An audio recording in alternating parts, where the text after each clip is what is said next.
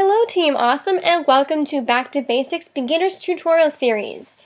Alright, so this week's tutorials are going to be quite awesome. Now, these are very basic tutorials I'm doing today. I'm doing two of them into one. I felt like they were too short, and I figured why not combine two into one, because if I made them separately, it'd just be kind of weird. So I thought I'd choose two in one. We're going to start off with a simple 3D effect, and this does not require any 3D options from the 3D menu. So if you do have CS3 or 4, you can do this, and it's very easy. There's almost no way you can screw this up. If you screw this up, I'm going to wonder how and why, because even someone dumb could do it. Alright, that's how easy this is. Alright, so first of all, open a document and make it white. I don't care what size your canvas is. Mine's the standard web document of 640 by something. That one. Anyway, take that document, make it white if it's not already. And then go down here to your rectangular tool. That is 2 notches below your type tool, if you don't know where that is. Alright, grab your rectangle tool. And you're going to make 4 lines, like mine. And they have to be kind of half the size of your document. Roughly the half size, because you're going to end up duplicating what you just make.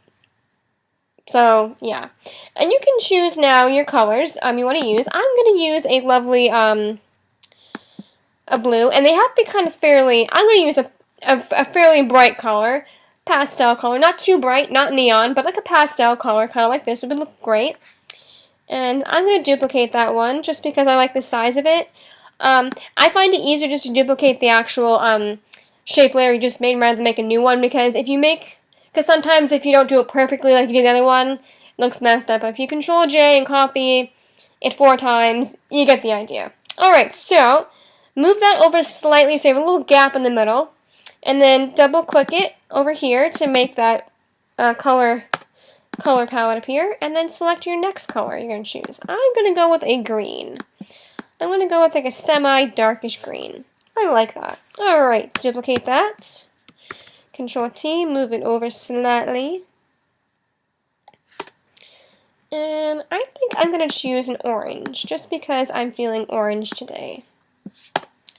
Right. One last time. I'm going to click that. I'm going to choose a yellow, because yellow is nice. Control T, move it over. Okay. Now once you have your 4 little lines made and your colors chosen, you're going to then select every layer, holding down your shift key, select the top layer, and then with the shift key still holding, select the bottom layer, shape 1. That will then select all of your shape layers and then make them all one.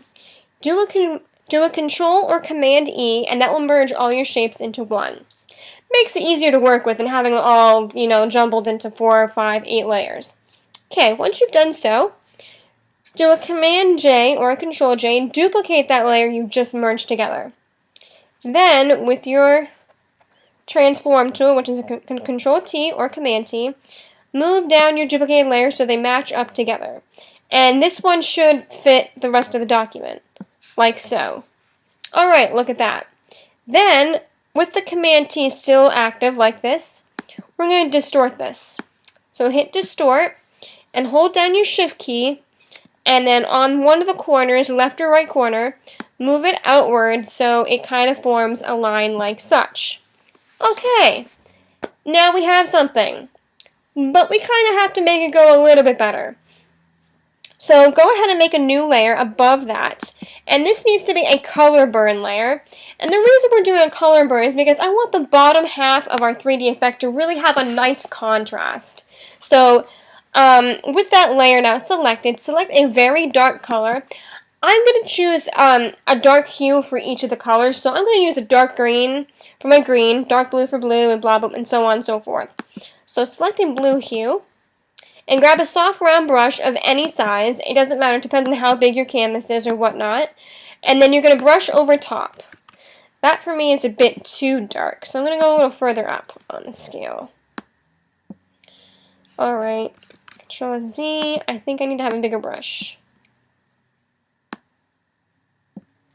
I like it. Okay, now let's choose a green color. And you may need to change the size of your brush depending on where you're brushing, because if you go on the outsides, the left and right side, you can do 100-something px brush, but on the insides, you might want to just use like a smaller brush. So, oops.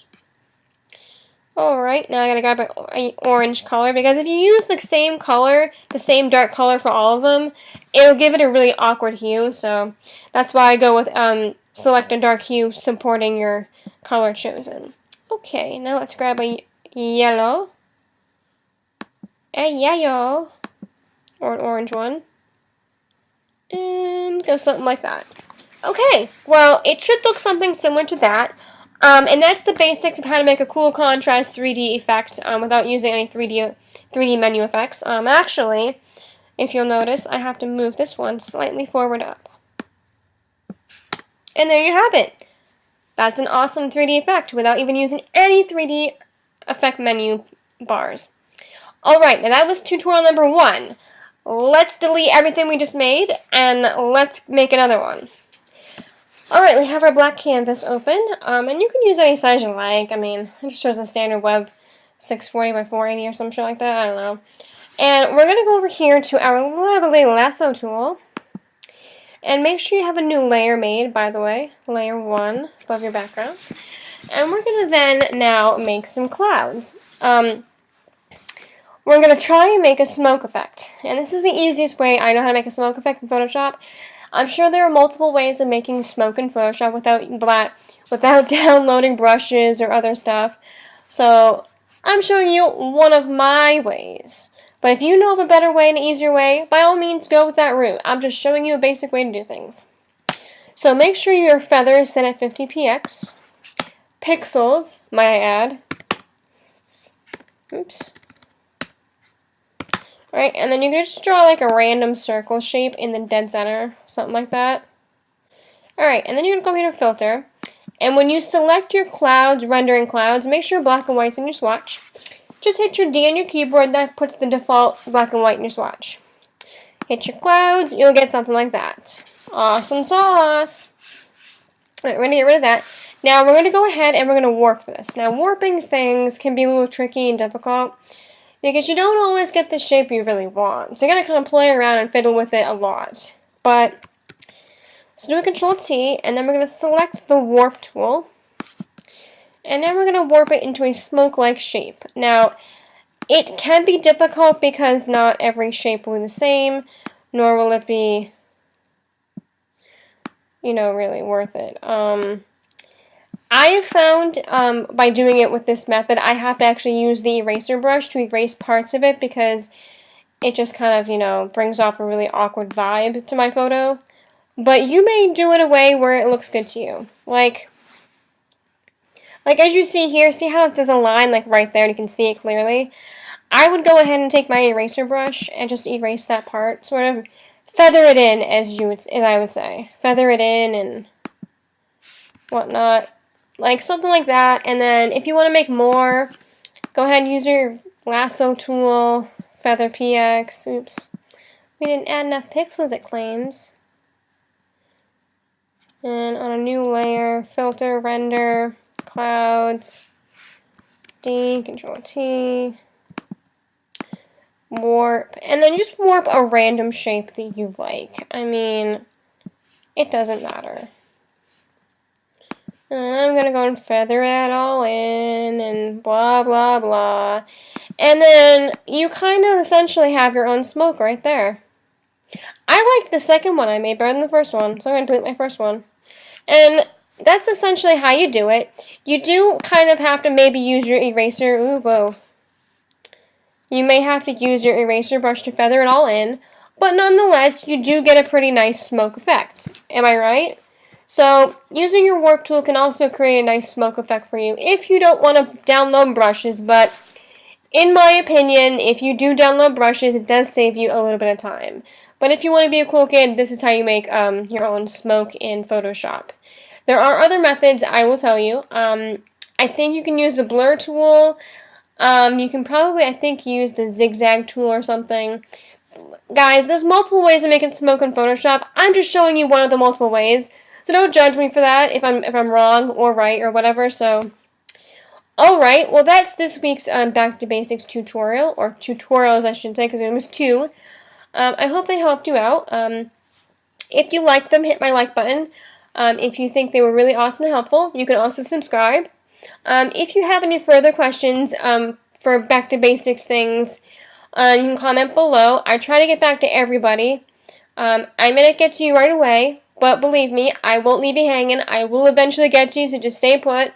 I do get to everybody eventually, like I said. So, yay! Alright, I will be back on Saturday with a regular tutorial as scheduled. And yeah, oh, and guys, don't forget to check out Jazzed Vlogs. That's my vlogging channel. And I do show my face on that channel, so if you want to see what I look like behind the voice of this channel, head on over to Jazz Vlogs, and you can see my face. And I also do some Pokemon game walkthroughs on that channel as well.